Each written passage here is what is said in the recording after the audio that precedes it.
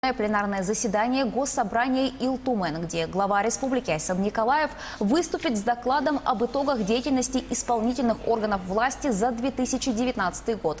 Это второй отчет Айсена Николаева в качестве руководителя субъекта перед народными депутатами.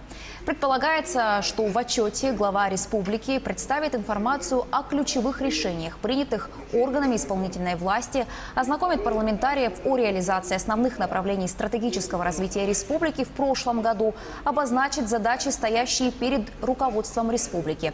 Его доклад включен в повестку пленарного заседания первым вопросом. Пока идет процедура открытия заседания, мы к нему вернемся позже и в прямом эфире вашему вниманию представим полное выступление главы. А пока ознакомим с новостями дня. Парад в честь 75-летия Победы состоится. Он пройдет 24 июня, в день, когда в 1945 году состоялся исторический парад победителей на Красной площади. Об этом накануне заявил президент России Владимир Путин на совещании с министром обороны Сергеем Шойгу. При этом глава государства поручил исключить любые риски для здоровья участников парада. Приказываю начать подготовку к военному параду в честь 75-летия Победы в Великой Отечественной войне в столице России, Москве и других городах. Мы сделаем это 24 июня, в день, когда в 1945 году состоялся легендарный исторический парад победителей. Будет и бессмертный полк, про него не забыли, но с учетом требований социального дистанцирования 24 июня слишком рано. Марш бессмертного полка пройдет 26 июля, в день военно-морского флота России. Соблюдать социальную дистанцию в автобусах и маршрутках порекомендовало Министерство транспорта России. Вместе с тем советуют по возможности разграничить пассажирский салон транспортного средства на зону для водителя и пассажиров, а также отказаться от продажи билетов в салоне автобуса, если он оборудован автоматизированной системой оплаты проезда. Проветривать салон на остановках, если температура на улице выше 10-15 градусов тепла. Испытания вакцины от коронавируса на добровольцах могут начать уже в июле. При этом Минздрав пока не дал соответствующее разрешение. Но в Петербургском научно-исследовательском институте гриппа уже набирают добровольцев. Что за препарат будут испытывать, пока неизвестно. Волонтеров ищут в интернете с помощью социальных сетей. Добровольцам должно быть от 18 до 50 лет, но это не единственное требование. К испытанию вакцину не допустят беременных и кормящих женщин, ВИЧ-инфицированных, тех, кто выкуривает больше 10 сигарет в день, больных хроническими гепатитами. Еще один важный пункт – никто из волонтеров не должен был болеть ковидом. Венчурная компания «Якутия» приобретет компьютеры для проведения клинических испытаний системы скрининга вирусной пневмонии COVID-19.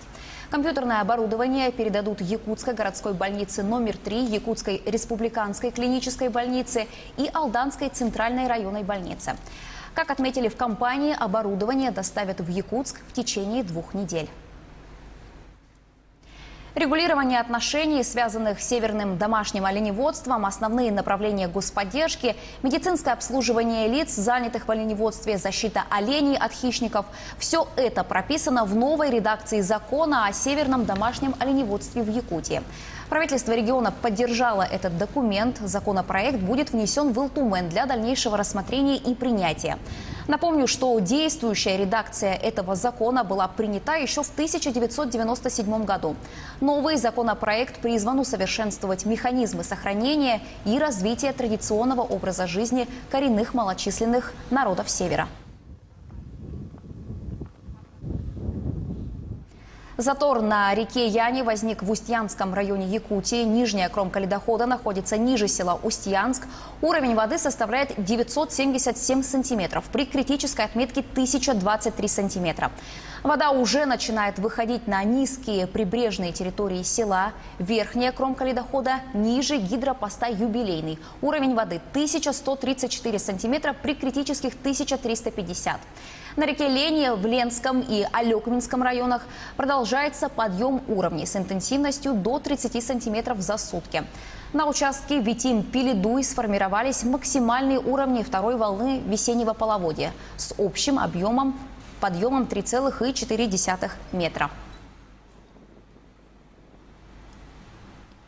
В Якутии продолжают бороться с лесными пожарами. В регионе на сегодня 6 крупных очагов, по одному в Верхневилюйском, Нюрбинском, Усть-Майском, Чурапчинском улусах и 2 в Сунтарском улусе на общей площади, пройденной огнем 260 гектаров. Также ведется космический мониторинг. Ну а в Удачный вновь пришла зима, в поселке выпал снег. Многие такому сюрпризу, конечно, не рады, ведь до начала лета остались считанные дни.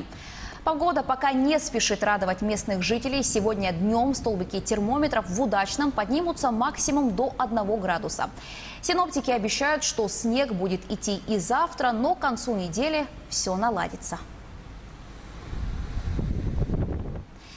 Напомню, продолжается прием заявок на участие в новой программе Skills Camp. В ней могут принять участие педагоги, методисты, учреждения дополнительного образования Якутии, а также практики, эксперты, осуществляющие деятельность в сфере дополнительного образования детей. Все программы, разработанные в рамках Skills Camp, будут направлены на развитие у детей Якутии базовых навыков, необходимых для становления креативной экономики в республике. Лучшие образовательные программы будут зарекомендованы для апробации. Заявки будут принимать до 3 июня включительно. Почти 4000 бюджетных мест выделили в Северо-Восточном федеральном университете в этом году.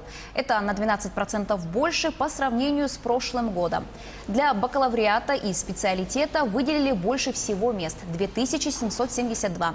А по наибольшему количеству бюджетных мест среди учебных подразделений вуза лидирует медицинский институт, у которого 404 места за счет федерального финансирования.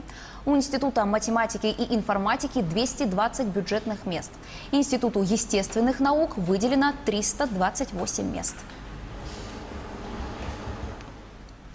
Выпускники 9 класса смогут поступить в учреждение среднего профессионального образования на основе средней оценки аттестата. Об этом сообщил министр образования и науки республики Михаил Сивцев.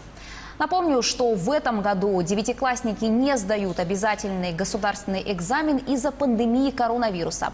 Когда начнется приемная кампания, пока неизвестно, но, как правило, она начинает свою работу с 20 июня. Сегодня свой профессиональный праздник отмечают библиотекари, книговеды, архивные работники и библиографы. Впервые Общероссийский день библиотек прошел 27 мая 1995 года. Инициатива появления праздника принадлежала Российской библиотечной ассоциации. Выбор даты объясняется тем, что в этот день ровно 200 лет назад была учреждена первая публичная библиотека. Сначала она носила название Императорской, позже была переименована в Российскую национальную. И, к слову, Якутия стала самым читающим регионом Дальнего Востока. За 10 дней акции, организованной в апреле Почтой России и издателями периодических изданий, якутяне оформили более 17 тысяч экземпляров газет на русском и якутском языках. С 1 по 10 июня Почта России приглашает вновь принять участие в декаде подписки.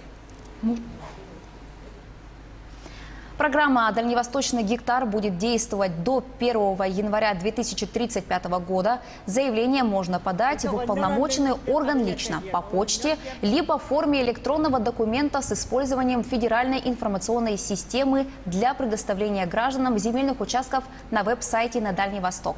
Для подачи через федеральную информационную систему необходимо зарегистрироваться на госуслуги.ру.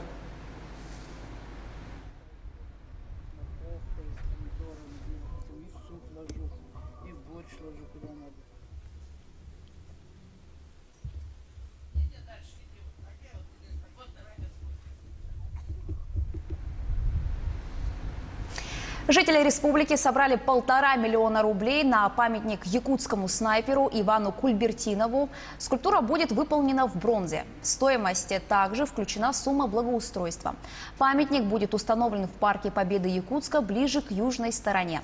Народные депутаты Якутии дополнительно предусмотрели на возведение скульптуры в текущем бюджете республики более 8 миллионов рублей.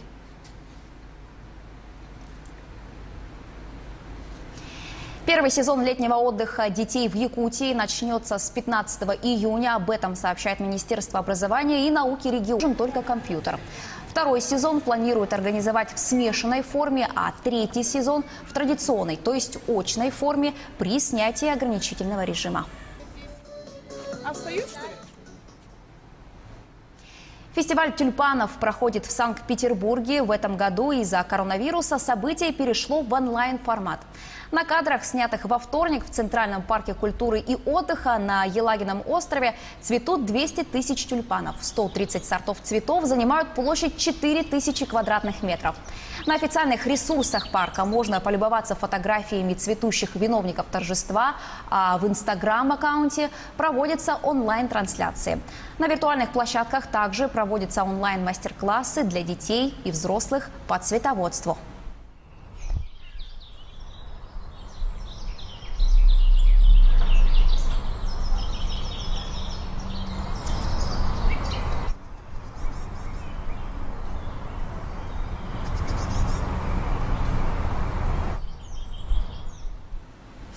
Ну а прямо сейчас предоставляем вашему вниманию прямую трансляцию доклада главы региона Айсана Николаева перед Государственным собранием Илтумен. По времени у нас есть, они начнут по 10 часов, когда будет в Казани. Так что у нас еще есть время, почти час, и мы сможем принять такое решение. Ставлю на голосование, коллеги. Режим голосования.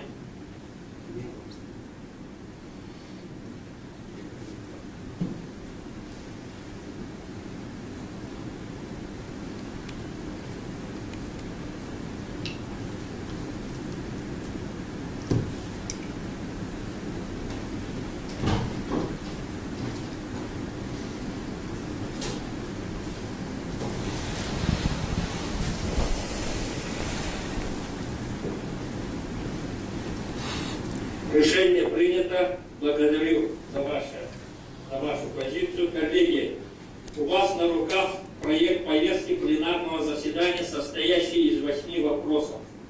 Ставлю на голосование принятие проекта повестки за основу. Режим голосования.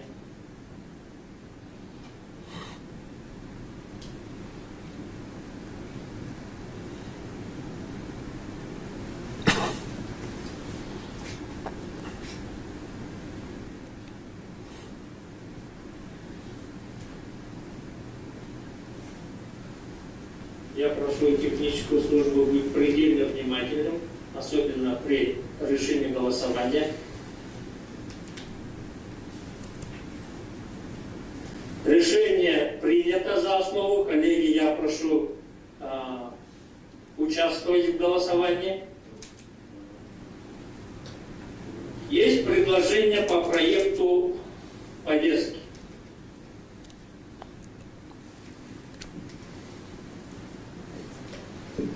Нет предложений?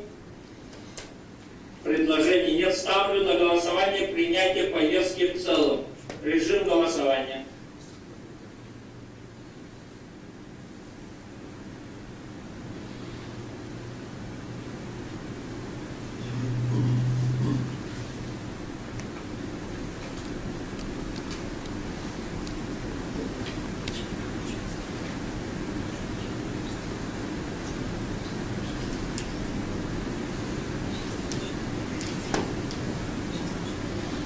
Повестка 17-го внеочередного дистанционного пленарного заседания утверждена.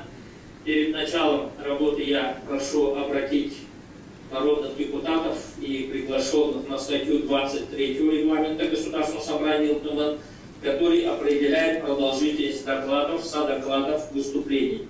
Прошу придерживаться регламента. И перед тем, как мы начнем рассматривать первый вопрос повестки об отчете главы Республики Саха-Якутия о результатах деятельности исполнительных органов государственной власти Республики Саха-Якутия за 2019 год, нужно сказать, что отчет рассмотрен на расширенном заседании Постоянного комитета по государственному строительству и законодательству, а также рассмотрен на заседаниях всех парламентских фракций. И по итогам рассмотрения на заседаниях фракциями, всеми 4 фракциями в Государственном собрании ЛТМ предложено при обсуждении задать по 2 вопроса, не более 2 вопросов, и ограничиться одним выступлением. Предложение фракции имеется.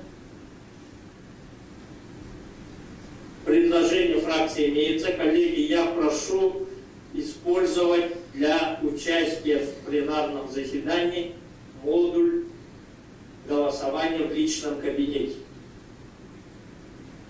Так, коллеги, я вот вижу, что Евгений Романович поднимает руку.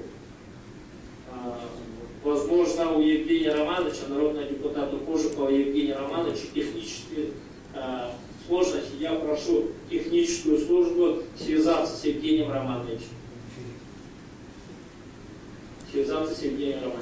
Так, нет других предложений. Ставлю на голосование предложение фракций, всех 4 фракций, по 2 вопроса от фракции и ограничиться одним выступлением. Режим голосования.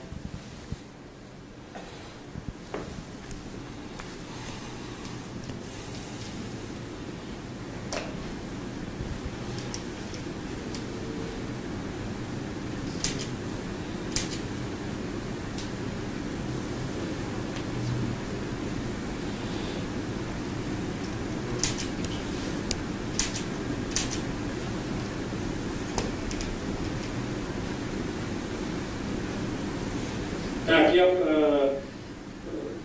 народный депутат Кожухов Евгений Романович продолжает обращать наше внимание. Свяжитесь, пожалуйста.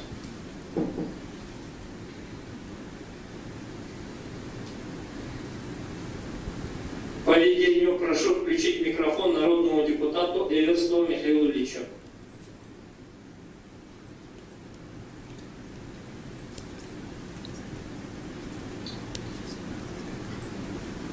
Атактаваллах, Илгархан Асим Сергеевич, Атактаваллах, Петр Васильевич, коллегалар, депутаттар, Лахтар, Неренерги. Уважаемый Петр Васильевич, у меня к вам просьба будет. Вы следите, пожалуйста, за окном, где Эверстов Михаил Ильич пристально. Я по ведению нажимал, вы это мне слова не дали до голосования. А сейчас я хочу сделать предложение Петру Васильевичу, уважаемому народному депутату, в связи с тем, что мы с учетом нашего главы Арсения Сергеевича познакомились очень подробно, обсуждали во всех фракциях, в комитетах. Я бы хотел, чтобы мы, не выслушав его доклад, отчет, перешли к вопросам и к выступлениям. Спасибо.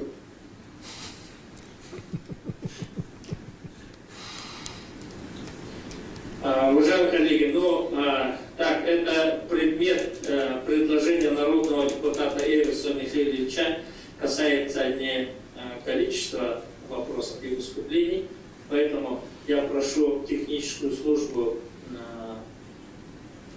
на экран показать, на мониторе показать итоги голосования.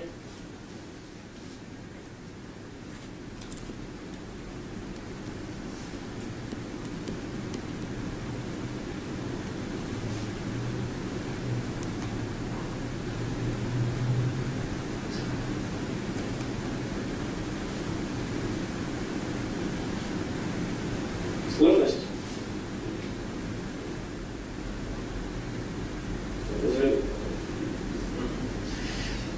По ведению прошу включить микрофон народному депутату Кожухову Евгению Романовичу.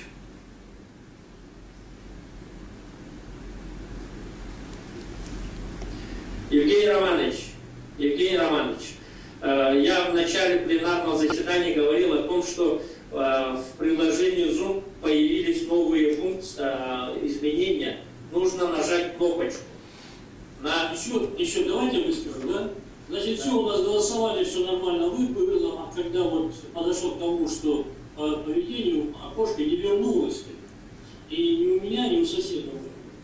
Поэтому пришла техническая служба, здесь восстановила. Я поведение просил, хотел предложить такой вариант. У нас все-таки не было прямого контакта, вот как это обычно мы работаем в комитетах, выступления, вопросы там, живут, серьезный вопрос. И вот это вот зарегламентированность, два вопроса и одно выступление, может быть, у кого-то депутата еще возникнет. Сегодня был хороший пример конференции, когда, в принципе, достаточно, может быть, там присидели полчаса лишних, но достаточно все высказались. И вопросы были, и ответы были. Может быть, нам нужно это вот регламентировать, а свободнее на вопрос. Спасибо, Евгений Романович. Решение, инициатива поступила от всех 4 фракций. Вы член одной из фракций. Решение фракции имеется, в том числе представлено здесь. В материалах тоже имеется. Голосование состоялось. Порядок работы утвержден. Возвращаться к обсуждению нет необходимости. Коллеги, народный депутат Эверстов Михаил предложил без заслушивания доклада перейти к вопросам. Нет других предложений. Ставлю на голосование предложение народного депутата. Конечно, вопрос очень важный. Мы должны, безусловно, кроме того, что заслушали и на расширенном заседании, и рассмотрели на фракциях, то, безусловно, Айсен Сергеевич здесь присутствует. Я считаю, что важно напутствие, наставление, тем более на 2020 год будут определены задачи для органов государственной власти всей Республики Саха-Якутия. Коллеги, ставлю на голосование предложение народного депутата Эверстова Михаила Ильича ограничиться вопросами и выступлениями народных депутатов. Режим голосования.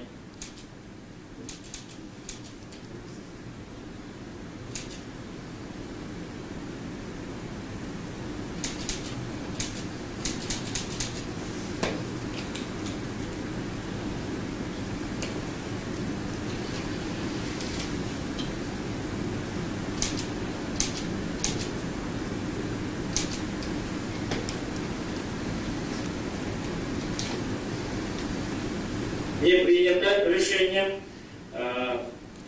Приступаем к рассмотрению первого вопроса о проекте постановления Государственного собрания Алтуман Республики Саха-Якутия об отчете главы Республики Саха-Якутия о результатах деятельности исполнительных органов государственной власти Республики Саха-Якутия за 2019 год, в том числе по вопросам, поставленным Государственным собранием Алтуман Республики Саха-Якутия.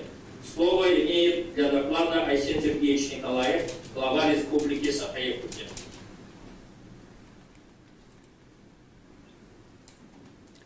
Уважаемый Петр Васильевич, уважаемые народные депутаты, коллеги, в соответствии с конституционным законом о главе Республики Саха-Якутия представляю вам доклад об итогах деятельности исполнительных органов государственной власти Республики за 2019 год, в том числе по вопросам, поставленным Государственным собранием Илтумен Республики.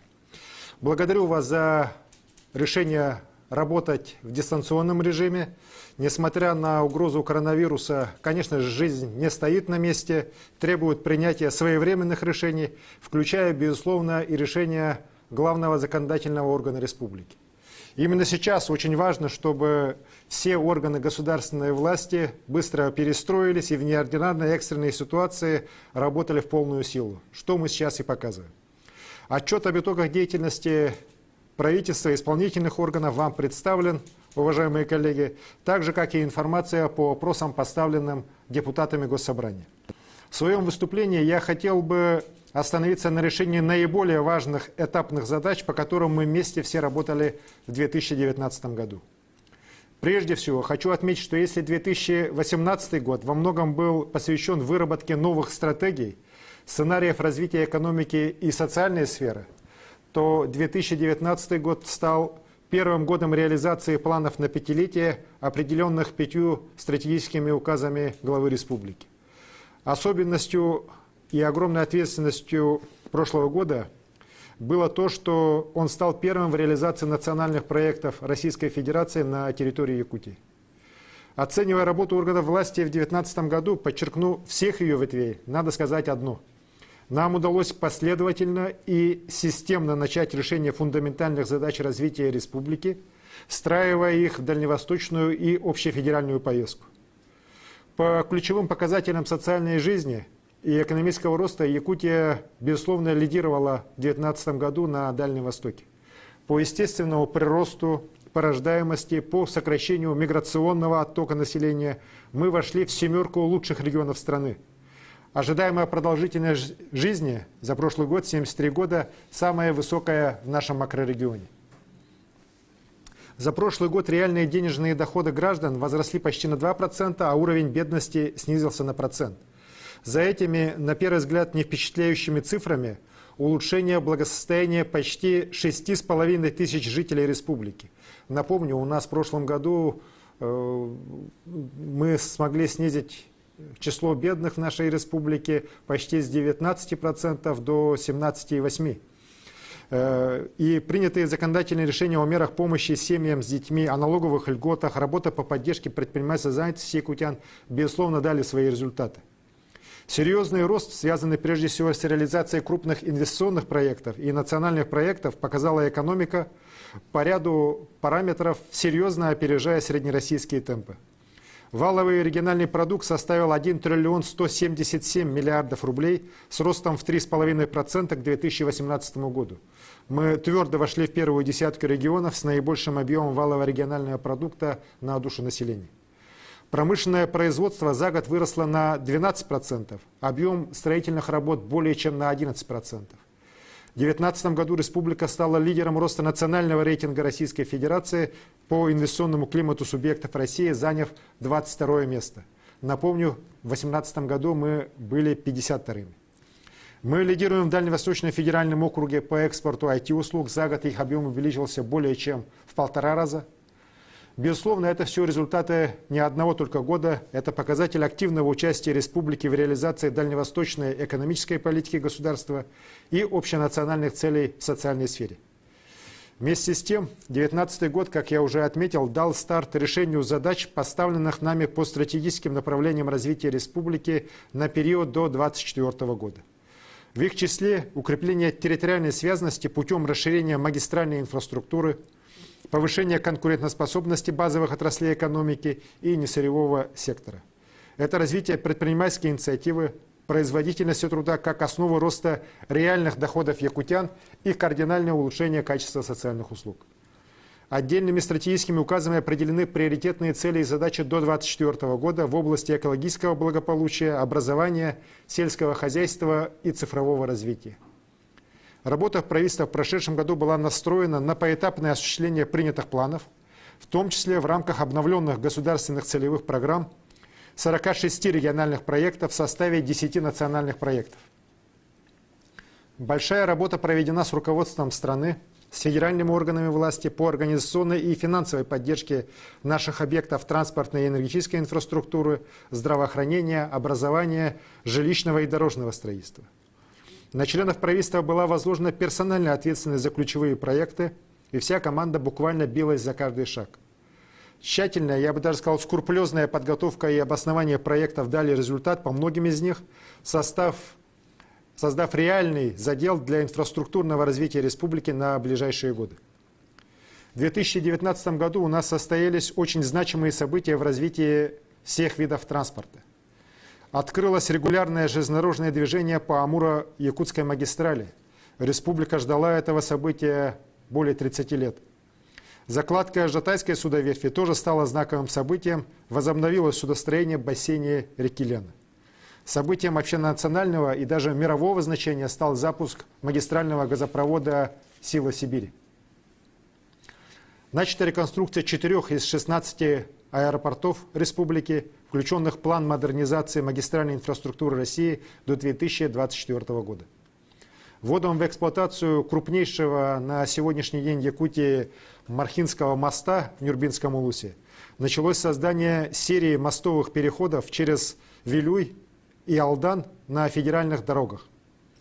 Мы получили поддержку нашего президента Владимира Владимировича Путина по вопросу строительства Ленского моста, и решением правительственной комиссии он включен сегодня в лист ожидания федеральной программы строительства и реконструкции мостов, а в рамках конституционного соглашения с 8-й конституционной компанией проводятся уже изыскательские работы, разрабатывается проектная сметная документация Ленского моста, и работа эта идет без отставания от графика.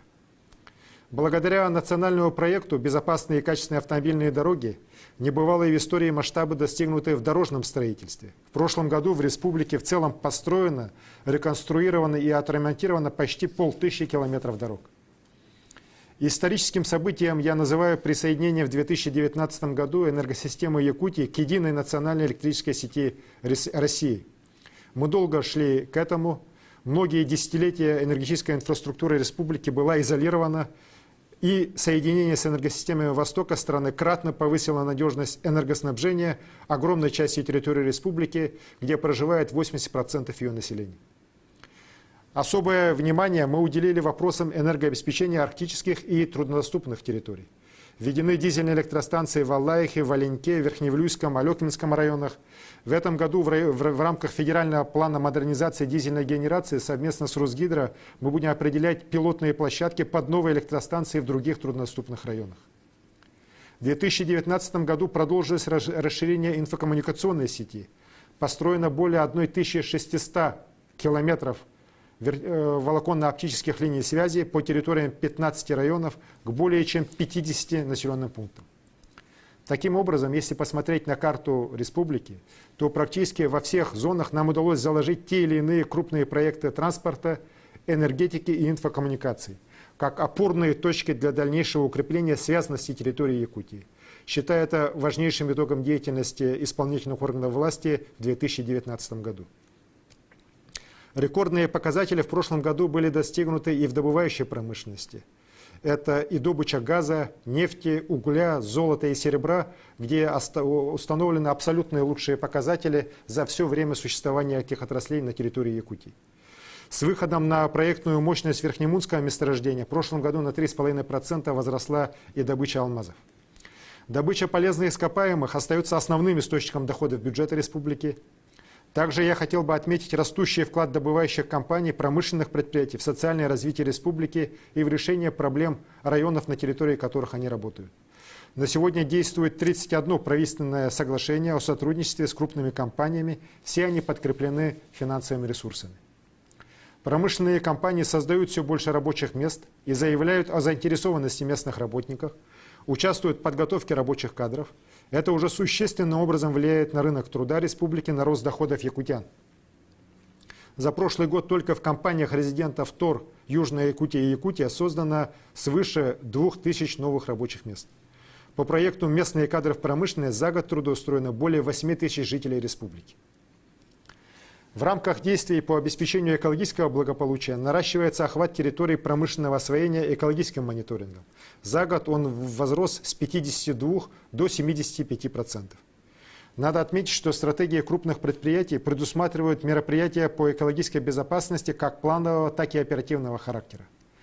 Так, в прошлом году начата программа развития систем водоснабжения Вилюйской группы УЛУСов до 2024 года за счет отчисления акционерной компании «Алроса» в размере 150 миллионов рублей ежегодно. При разработке данной программы учтены рекомендации Государственного собрания, проведены изыскания подземных вод, приобретены станции водоподготовки для 14 населенных пунктов на бассейне реки Вилюй, и 3 из них в прошлом году уже введены в эксплуатацию. Экологическое благополучие – это основа всей нашей здоровой жизнедеятельности, но с точки зрения достижения ощутимых результатов – одно из наиболее сложных направлений. 2019 год это тоже показал. Проблемы с созданием инфраструктуры утилизации коммунальных отходов, обеспечения населения чистой водой решаются очень непросто и трудно.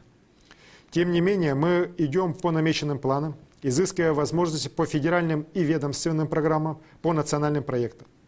В 79 населенных пунктах внедрена система обращения с твердыми коммунальными отходами, начата модернизация водопроводно-канализационного хозяйства города Нерюнгри, разработаны проекты реконструкции системы водоснабжения Алекминска и строительства водоочистных сооружений в городе Покровске.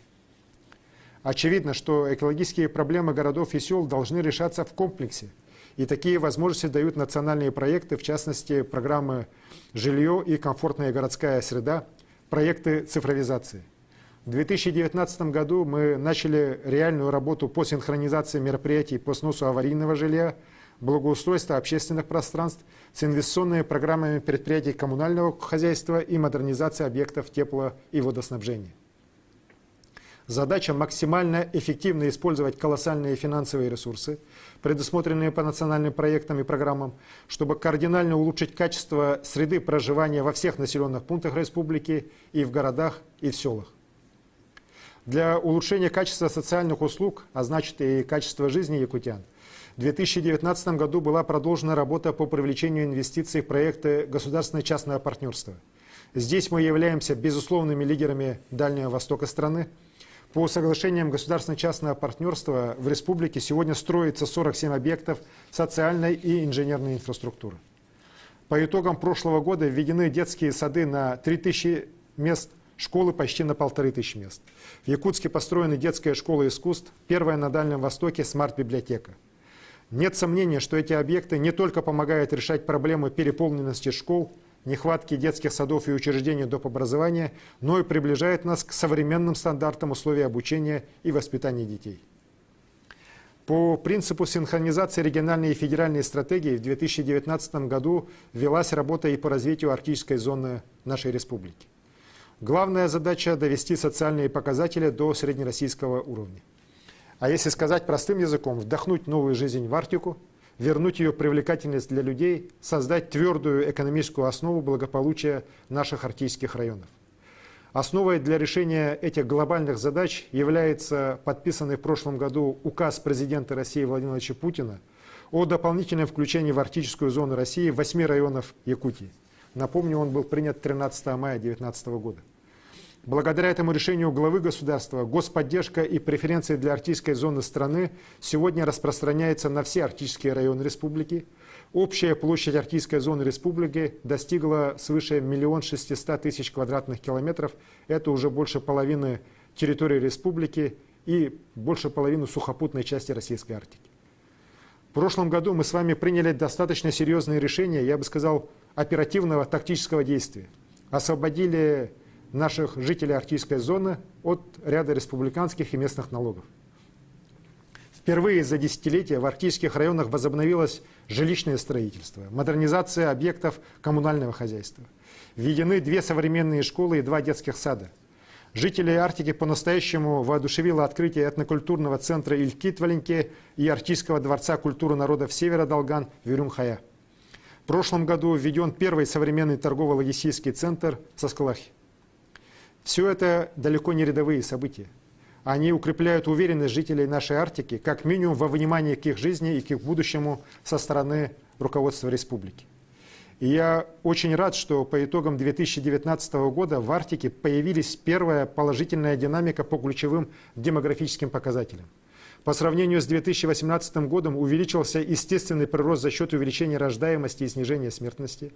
В 2 раза к предыдущему году снизился миграционный отток, который не прекращался у нас на Арктике, начиная с распада Советского Союза.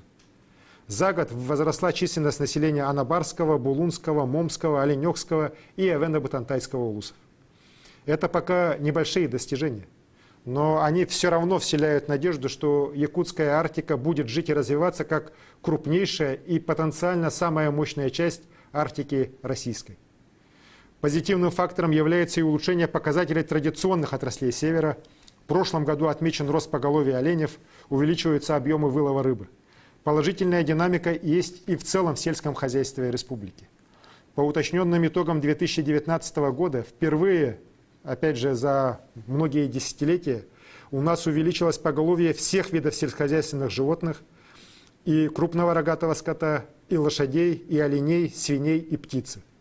В 2019 году в районах республики введено 8 крупных животноводческих комплексов.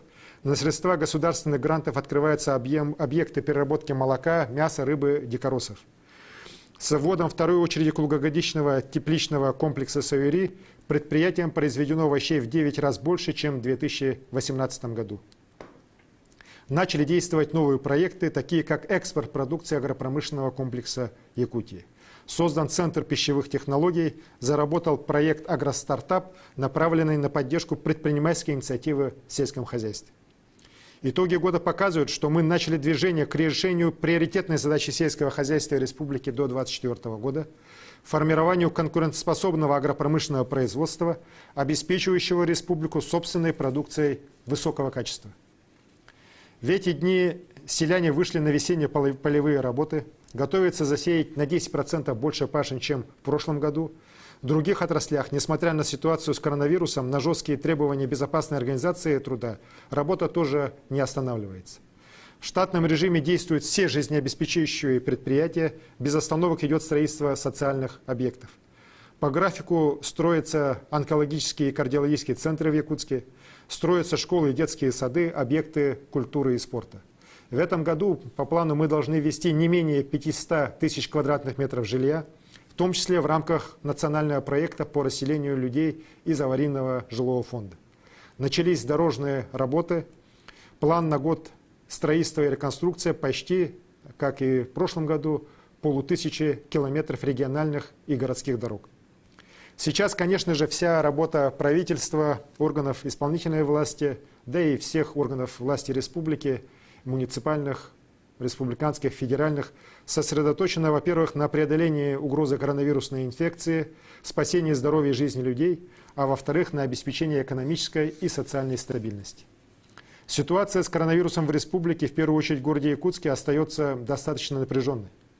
Тем не менее, сегодня уже можно говорить, что благодаря принятым мерам по усилению системы здравоохранения, организации противоэпидемических мероприятий во всех районах, нам удалось не допустить взрывного распространения инфекции. Хочу отметить, что выстроенная в рамках модернизации здравоохранения структура медицинской помощи доказала свою эффективность в условиях борьбы с коронавирусной инфекцией.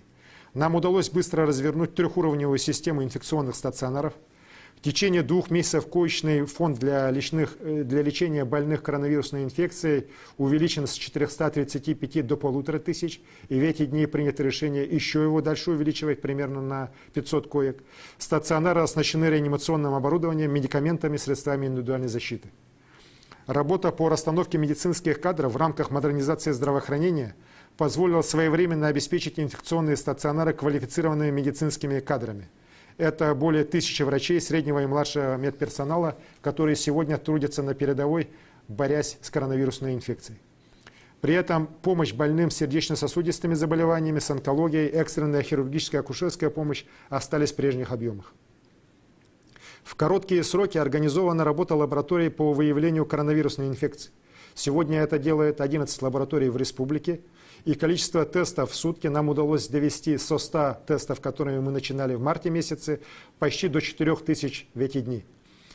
И охват тестированием достиг уже показателя более 330 на 100 тысяч населения.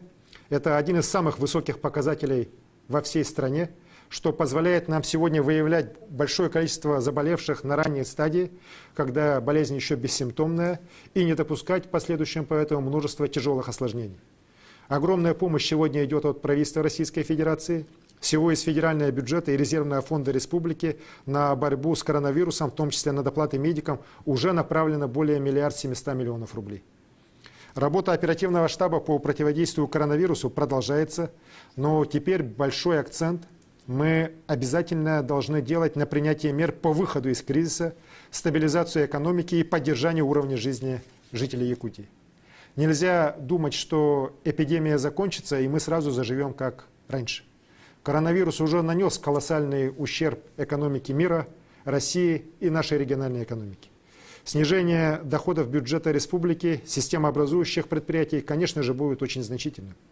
Колоссальнейший удар за всю историю своего существования получила мировая алмазодобывающая отрасль. Из-за падения цен на нефть резко снизились доходы нефтяных компаний, а соответственно и доходы бюджета республики. Аналитики прогнозируют 2-летнюю рецессию российской экономики, потерю более 3% валового национального продукта. Рост валового регионального продукта республики в прогнозируемом до пандемии варианте под большим вопросом. Перед нами стоит задача не допустить критичного падения отраслей реального сектора, малого и среднего бизнеса. На федеральном и республиканском уровнях приняты беспрецедентные меры поддержки наиболее пострадавших отраслей экономики. Это авиационная отрасль, торговля непродовольственными товарами, общественное питание, туризм, сфера услуг. Для системообразующих организаций республики будут реструктуризированы бюджетные кредиты, предоставляются государственные гарантии и прямые субсидии. Федеральные меры поддержки малого и среднего бизнеса усилены льготами и отсрочками по региональным и местным налогам. Фонд развития малого предпринимательства будет докапитализирован, в том числе за счет средств федерального бюджета. Сегодня объявлен мораторий на оплату основного долга и процентов по займам его заемщикам. Перечень инструментов поддержки предпринимательства по мере развития ситуации расширяется. Вместе с тем, пандемия продолжает выявлять и наши уязвимые стороны. Так, очень многие предприниматели не могут сегодня претендовать на меры поддержки как федеральные, так и республиканские. По той простой причине, что, к сожалению, деятельность многих из них велась по серым схемам, и они были все в так называемом теневом секторе экономики. Снимая административные барьеры, поддерживая бизнес, мы не дорабатываем в части повышения деловой культуры и предпринимательской ответственности. В этом направлении надо дальше нам всем очень серьезно работать. В целях сдерживания резкого роста безработицы и уровня бедности принят целый комплекс мер по поддержке населения. Беспрецедентно расширены меры финансовой поддержки семей с детьми, увеличены пособия по безработице. С 1 марта в службу занятости по республике обратились уже 15 929 человек. Это в 2 раза больше, чем за тот же период прошлого года. Я склонен связывать это не с повышением размера пособий, как многие считают, а в первую очередь с тем, что тысячи и тысячи людей у нас работали без должного оформления, и сейчас мы наконец-то видим реальную картину скрытой ранее серой занятости и безработицы. Но, как говорится, кризисы открывают и новые возможности. Нужна целенаправленная работа по замещению иностранных и внешних работников местными кадрами. Мы уже начали привлечение наших жителей на строительные и дорожные работы, организовано краткосрочное обучение по рабочим специальностям. Экстренная ситуация на Чаиндинском месторождении выявила проблемы и в привлечении вахтовых работников из других регионов страны. Только огромными усилиями со стороны республики, при огромной личной поддержке полпреда президента на Дальнем Востоке Юрия Петровича Трутнева, зампреда правительства Российской Федерации Татьяны Алексеевны Голиковой, руководителя оперативного штаба федерального, нам удалось локализовать крупный очаг инфекции, организовать беспрецедентную операцию по вывозу многих тысяч людей с Чаиндинского месторождения. По большому счету мы предотвратили угрозу функционированию стратегического объекта нашей страны. И мы, безусловно, будем ставить вопросы в целом по организации вахтовой работы корпораций, в том числе и на уровне федеральном. Но при этом сейчас мы уже видим реальные возможности трудоустройства якутян в промышленные предприятия, и встречное движение со стороны многих компаний уже есть. Этим необходимо заняться не наскоками, а системно, начиная с профессиональной подготовки, переподготовки, внедряя стимулирующие механизмы для получения нужной квалификации и дальнейшей работы якутян в промышленности. Коллеги, сегодня все мы смотрим вперед, чтобы быстрее вернуться к нормальной жизни.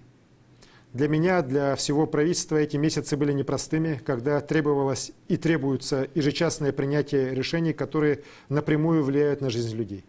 Но уже сейчас мы видим точки роста для дальнейшего развития, извлекая уроки из неординарной ситуации. И я хочу подчеркнуть, что результаты нашей работы за последние 2 года, заделы, созданные в 2019 году, позволяют нам рассчитывать на развитие, несмотря на сложности, с которыми мы сегодня сталкиваемся. Нынешняя ситуация показала необходимость ускорения цифровой трансформации республики. Мы в кратчайшие сроки перевели систему образования республики на работу в дистанционном формате. Будем и дальше развивать дистанционное обучение, чтобы наши школьники и студенты учились, имея доступ к лучшим образовательным ресурсам России и всего мира. В новой экономической реальности, которая наступит после пандемии, опорой для экономики республики должен стать инновационный и креативный бизнес. Для этого нам надо дальше перестраивать профессиональное образование и науку. И, конечно, главный урок и ключевой приоритет – это укрепление общественного здоровья в русле поправок в Конституцию, основной закон нашей страны.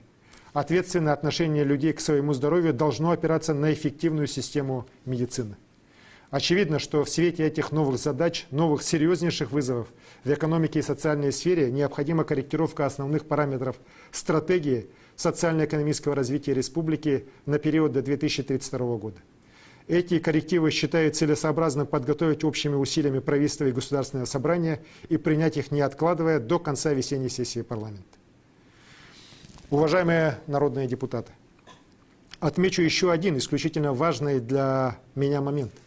2019 год был объявлен мною годом консолидации, и все значимые события, которые происходили в республике, подтвердили, что наши люди высоко ценят единение, гордятся общими успехами и искренне верят в то, что вместе мы можем все. В прошлом году огромное воодушевление народа вызвало проведение в Якутске Кубка мира по вольной борьбе, признанного лучшим по организации за всю историю этого всемирного турнира. Мы стали свидетелями невероятно красивой атмосферы спортивных игр народов Якутии в Амге, торжества здорового образа жизни и братства всех районов республики. В год театра в Российской Федерации жители республики больше всех на Дальнем Востоке посетили театры, кино и культурные мероприятия. Настоящим историческим событием стало завершение многолетней работы наших ученых по созданию уникального 15-томного большого толкового словаря языка саха и его оцифровка. В год консолидации появились и укрепились новые традиции. Движение по восстановлению исторических памятников, памятных мемориалов, обелисков к 75-летию Великой Победы, волонтерство и совместный труд по благоустройству родных городов и сел. В год патриотизма, в экстремальной ситуации, перед лицом угрозы опасной болезни, наше общество снова объединилось, проявляя милосердие и стремление оказать помощь. Это и крупные компании, и небольшие трудовые коллективы, предприятия малого бизнеса, индивидуальные предприниматели и просто жители республики. На их пожертвования сегодня закуплено медицинское оборудование, средства индивидуальной защиты для больниц, переданы продукты, лекарства, товары первой необходимости пожилым людям, многодетным семьям и нашим медикам. В числе тех, кто пришел на помощь обществу в трудную минуту, есть и народные депутаты республики. Я искренне благодарю вас, друзья, за ваш личный пример гуманизма и бескорыстной помощи людям. Уверен, что вместе мы сумеем защитить наш народ, сумеем преодолеть небывало трудную ситуацию и выйти из нее еще более сильными. Для этого у нас есть и воля, и ответственность, есть опыт работы в тандеме исполнительной и законодательной ветвях власти. Впереди у нас много совместных планов, и мы их обязательно осуществим во благо нашей Якутии и ее жителей, на благо всей нашей великой России. Спасибо. Это была прямая трансляция выступления главы Якутии Айсена Николаева с докладом об итогах деятельности исполнительных органов государственной власти, в том числе по вопросам, поставленным парламентом. Не переключайтесь.